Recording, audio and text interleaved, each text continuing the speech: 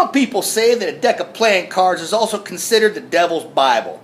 Well, hell, if that's the case, then let me read you a story from it. And I want you to bear in mind with me that I am not much of a reader, and mostly that is because I went to public school. Anyway, this is a story about a buddy of mine, and this concrete hillbilly lives in Las Vegas. His name is James, and heck, this is his story.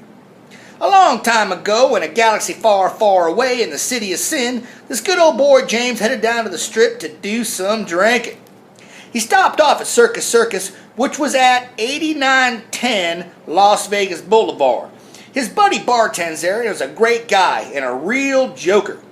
He gave James a bottle of Goldschlager, which was badass because that shit's like 88 proof.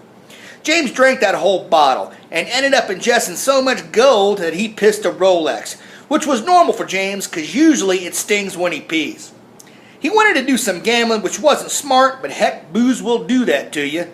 So he hit the blackjack table. He sat down and put $25 in the box with a $2 tip for the dealer. He was dealt a 10 and a 9, which was awesome. But the dude next to him, he received a pair of kings. Yeah, but the douchebag split him. Yeah, I know, the whore. And Rain Man ends up catching 2 10s against the dealer's 9. Lucky son, bitch. The dealer pulls a 7. Now he's got 16, so James hoping for a 6 or more, so he busts. But the dealer ends up with a 5. That's right, 21. You bastard, James calls the guy, and then accidentally places him in a rear naked choke. 2 minutes later, he finds himself running across the street to the Riviera, where he runs and sits down at the roulette table with his last chip. He orders a beer and a shot from the server and places his $25 chip on 31 black. No, wait, I'm sorry. It was 13 black. Yeah, I know this because that's his favorite number. Then these 2 dudes sat down who looked about as smart as the Obama administration. They started peppering the board with chips. He thought they were cool at first, but they really ended up being a couple of jackasses.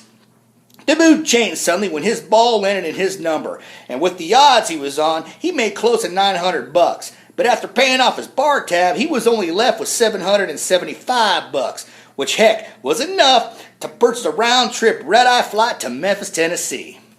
He boarded his plane on American Airlines. He sat in J34, which was the back as near the booze. He ordered 2 Jack and 7s. He wanted 4, but the stewardess 86'd him from consuming any more alcohol. Bitch. He lands in Memphis and heads to the clubs on Beale Street. There he meets these 2 queens. They were alright. One was 63 years old and looked a lot like Nancy Grace. Then he focused his attention to the other girl who had a set of 44 double Ds. He thought she was of age until he felt a hand touch his shoulder. Turns around, he turned out to be Chris Hansen from Dateline NBC. He said, "What are you planning on doing, son?" James said, "Nothing." Then he meets these other 2 queens. Hey, the only problem was they were both dudes. Yeah, one was Caitlyn Jenner, really pretty, but left a weird taste in his mouth. The end. The moral of the story is, never split a winning hand, and before engaging in 69, make sure you're with the right queens. Yeah.